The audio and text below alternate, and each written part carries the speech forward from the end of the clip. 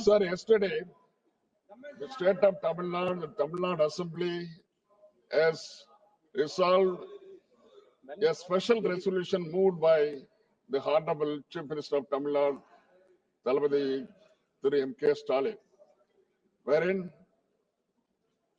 the unconstitutional ceding of Indian territory, Kachativu, to Sri Lanka. Yeah. Why I am saying unconstitutional means, see, in 1974, there was an international maritime line boundary agreement. In 1976, there one more agreement quoting the number of points in international boundary line. They demarcated. Both the agreement were in both the agreement, state of Tamil Nadu is a party to those agreement. Finally, before I say anything, I should also mention the Supreme Court orders 1960 in the case of Perubari between India and Pakistan.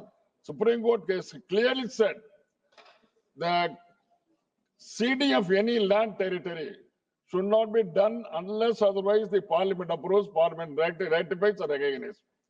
But ceding of Kachativu has happened in 1976, while the president rule is in vogue.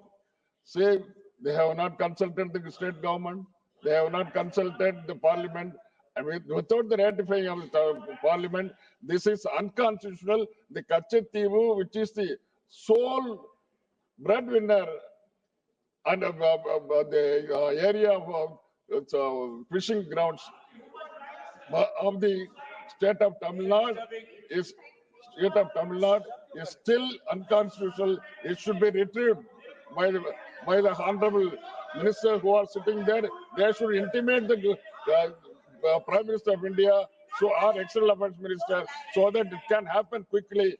Otherwise, it is unconstitutional. Still, it is lying unconstitutional. There is no parliament sanction, sir. There is no parliament ratification. So it is unconstitutional giving it to Sri Lanka, sir.